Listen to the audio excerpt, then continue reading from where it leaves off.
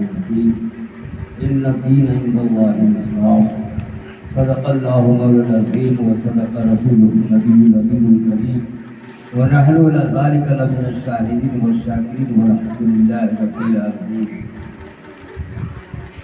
محترم المقام وقابل احترام برادران اسلام واقعات احترام، میرے دوستوں، بزرگوں، عزیز بچوں، معزز باقی اسلام، السلام علیکم. وعلیکم السلام. آپ تمام حضرات سے معتبرہ گزارش ہے، بانداز غلامانہ ایک مرتبہ درود شریف پڑھیں. اللہم صلی علی سیدنا و مولانا وشفیعنا و حبیبنا و مولانا محمد و علی و فاطمہ و حسن و حسین و بارک وسلم. صلوا علیہ الصلاۃ والسلام علیک یا رسول اللہ صلی اللہ علیہ وسلم. ایک بار اور درود شریف پڑھیں. اللهم صل وسلم على سيدنا وشفيعنا ونبينا وحبيبنا ومولانا محمد وعلي وفاطمة وحسن وحسين وبارك وسلم. میرے دوستوں اور بزرگوں، میں آپ حضرات کے سامنے ایک آیت کریمہ کی تلاوت کا شرف حاصل کیا ہے. ان الدین عند اللہ الاسلام، بے شک اللہ کے نزدیک پسندیدہ دین دین اسلام ہے. دین اللہ کا پسندیدہ دین ہے. اب اس اسلام کو تھوڑا لفظی معنی ہم سمجھیں. اسلام کا مطلب کیا ہوتا ہے؟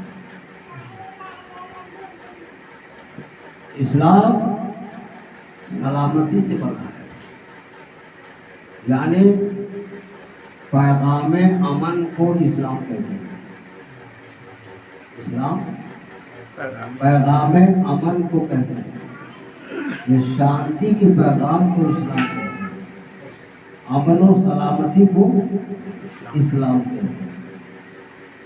اور جو اس کو تسلیم کرے اسے مسلمان کہتے ہیں.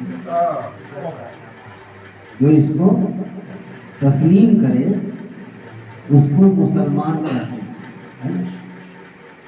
اسلام، تسلیم اور مسلم، یہ تین چیزیں. اسلام کیا ہے؟ امن کا پیغام. بھائی امن کا پیغام کیا ہے؟ اچھی طرح ذہن نشین کریں کہ امن کا پیغام کیا ہے. کیسے امن ہوگی؟ امن کیسے ہوگی؟ شانتی کیسے ہوگی؟ سلامتی کیسے ہوگی؟ ہر وہ کام جس کام کے کرنے سے انسانیت اور انسان کو فائدہ پہنچے، شانتی ہوگی. اور جس کام کے کرنے سے انسان اور انسانیت کو نقصان پہنچے، وہ پیغام امن نہ ہوگا. تو ہر وہ کام جن کاموں سے اللہ اور اللہ کے رسول نے منع کیا، اس سے رکنا ضروری ہوگا. تبھی تو امن قائم ہوگا، تبھی تو اسلام قائم ہوگا. تو اسلام نے چوری سے منع کیا، جھوٹ سے منع کیا، شراب سے منع کیا، جوا سے منع کیا، سود سے منع کیا. ہر وہ کام جس کام کے کرنے سے انسان اور انسانیت کو نقصان پہنچتا ہو، ہر وہ کام سے اسلام نے منع کیا. اسلام کے قانون میں سے جو سلامتی کے پیغام کو تسلیم کیا، قبول کیا، مانا، وہ کیا ہوئے؟ مسلم. اور جو لوگ اسلام کے پیغام کو، سلامتی کے پیغام کو نہیں مانا، وہ کیا ہوئے؟ مجرم.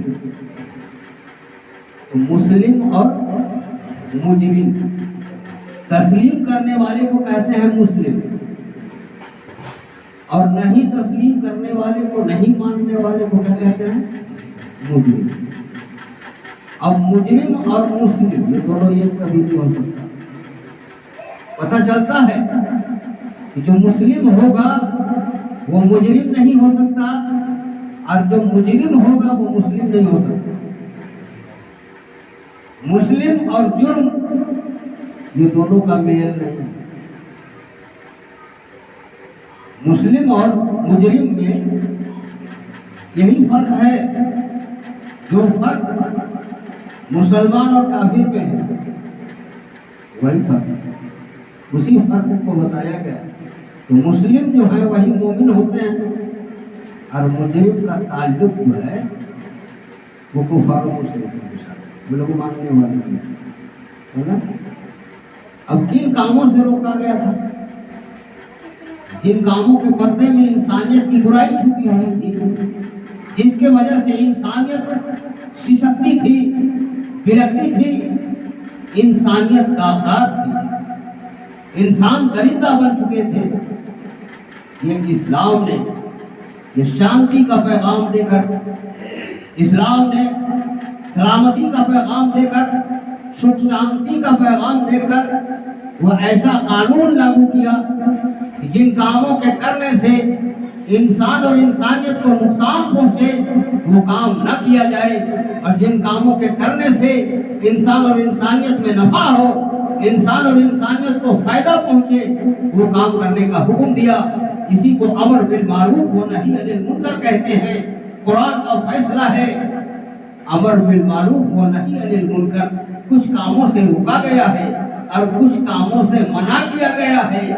جن کاموں سے روکا گیا رک جانا چاہیے، اور جن کاموں کا حکم صادر ہوا اس پر عمل کرنے کی کوشش کرنا چاہیے، ہے کہ نہیں؟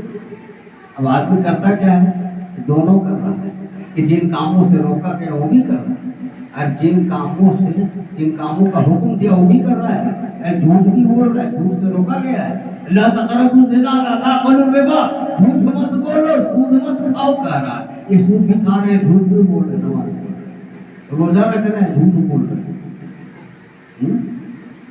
جن کاموں سے منع کیا وہ بھی کر رہے ہیں، اور جن کاموں کا حکم دیا وہ بھی کر رہے ہیں، دونوں مکسچر کر رہے ہیں۔ کہ گڑ اور گوبر دونوں ایک ہوگا نہیں ہو سکتا، ایک پاک ہے ایک ناپاک ہے، ایک حلال ہے ایک حرام ہے، ایک نجس ہے ایک طاہر ہے۔